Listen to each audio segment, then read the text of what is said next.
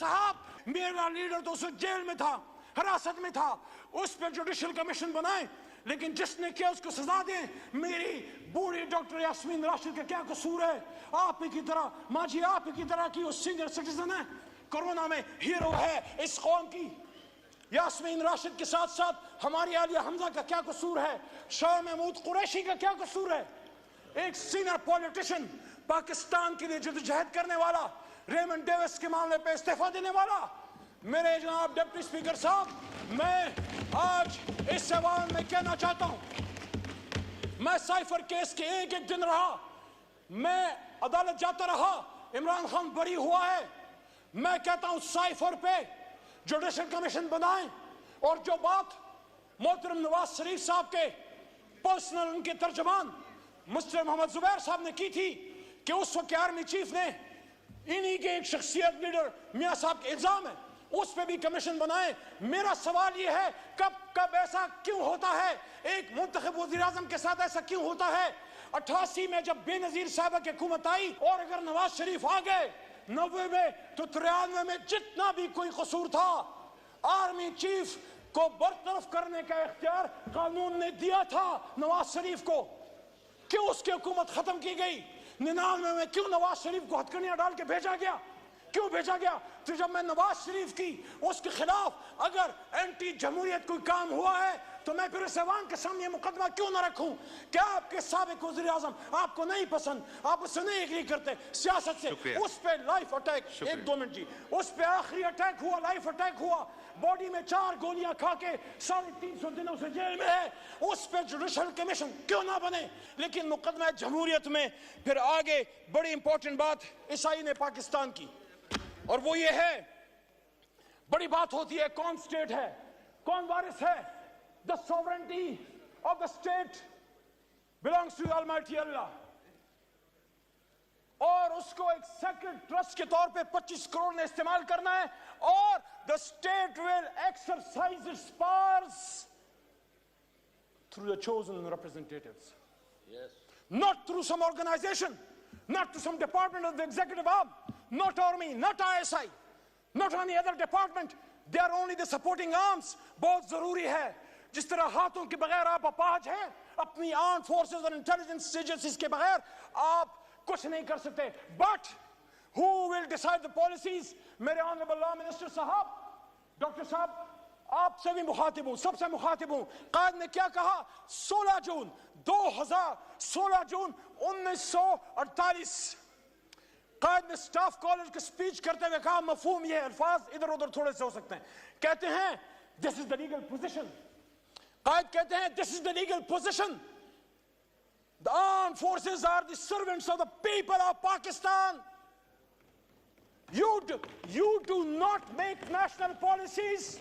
It is we the civilians who decide these issues, and you are supposed to fulfill those policies which are entrusted upon you. Quaid-e-Azam Muhammad Ali Jinnah, speech to Staff College of Pakistan, Quetta. तो मेरे जनाब deputy speaker साहब, मैं मुकदमा जमहूरियत के आखिर की तरफ आते हुए पूछना चाहता हूं, ये अवाम तो चुन लेती है, इस अवाम ने तो चुना, लियाकत अली खान को भी चुना। आज अगर मेरा लीडर इमरान खान कहता है हम ये मुल्क तक क़यामत रहेगा, लेकिन उससे सीखें, उसको फांसी चढ़ा दिया दूसरे को, भुट्टो को। आज मैं यहाँ बतौर सियासी कारकुन डिमांड करता हूं जनाब डिप्टी स्पीकर साहब, पाकिस्तानियों को बताया जाए एक ऐसी खातून जो खड़ी हो गई, उसको लियाकत बाग में जब शहीद किया गया, कौम को बेनजीर भुट्टो के कातलों का असल चेहरा दिखाया जाए, उस पर जुडिशल कमीशन बनाया जाए। DGI-SPR साहब, मेरा लीडर तो उस जेल में था, हिरासत में था, उस पर जुडिशल कमीशन बनाए, लेकिन जिसने किया उसको सजा दें। मेरी बूढ़ी डॉक्टर यास्मीन राशिद का क्या कसूर है? आप ही की तरह, माँ जी आप ही की तरह की वो सीनियर सिटीजन है, कोरोना में हीरो है इस कौम की। यास्मीन राशिद के साथ साथ हमारी आलिया हमजा का क्या कसूर है? शाह महमूद कुरैशी का क्या कसूर है? एक सीनियर पॉलिटिशियन, पाकिस्तान के लिए जद्दोजहद करने वाला, रेमंड डेविस के मामले पे इस्तीफा देने वाला। मेरे जनाब डिप्टी स्पीकर साहब, मैं आज इस ऐवान में कहना चाहता हूं, मैं साइफर केस के एक एक दिन रहा, मैं अदालत जाता रहा, इमरान खान बरी हुआ है। मैं कहता हूं साइफर पे जुडिशल कमीशन बनाएं, और जो बात मोहतरम नवाज शरीफ साहब के पर्सनल उनके तर्जमान मिस्टर मोहम्मद जुबैर साहब ने की थी कि उस वक्त आर्मी चीफ ने इन्हीं के एक शख्सियत लीडर मियां साहब के इल्जाम है, उस पे भी कमीशन बनाए। मेरा सवाल यह है, कब कब ऐसा क्यों होता है? एक मुंतखब वज़ीर आज़म के साथ ऐसा क्यों होता है?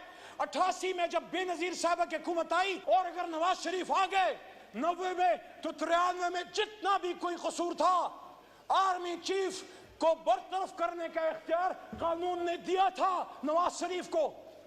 क्यों उसकी हुकूमत खत्म की गई? 99 में क्यों नवाज शरीफ को हथकड़ियां डाल के भेजा गया?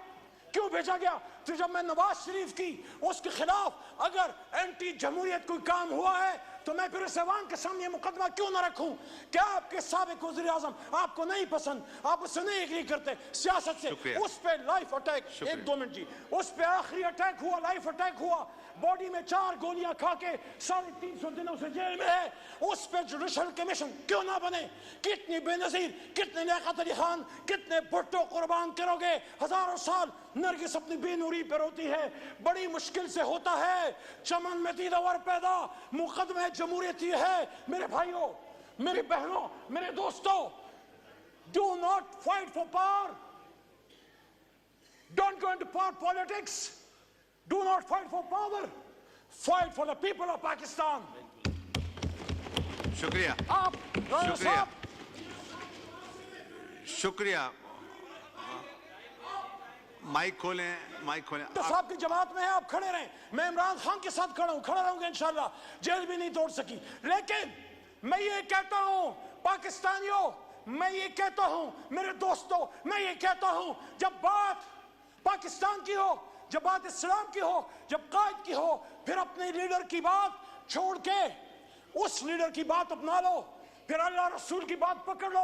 आप में से हर एक लीडर है, मैंने पिछली स्पीच में भी ये बात की, हम अपना स्टेचर बढ़ाएं, अपने लीडर की गलत बात को गलत कहें, पाकिस्तान जिंदाबाद के लिए कहें। और इस शेर के साथ, स्पीकर साहब आपको शेरों का बड़ा शौक है, साहिब ज़ौक़ हैं, ये शेर इस मुकदमे जमहूरियत का दर्द है, ये शेर इस मुकदमे जमहूरियत का दर्द है, ये इमरान खान का भी दर्द है, ये नवाज शरीफ का भी दर्द है, ये शहीद भुट्टो का भी दर्द है, ये कायद आज़म का भी दर्द है।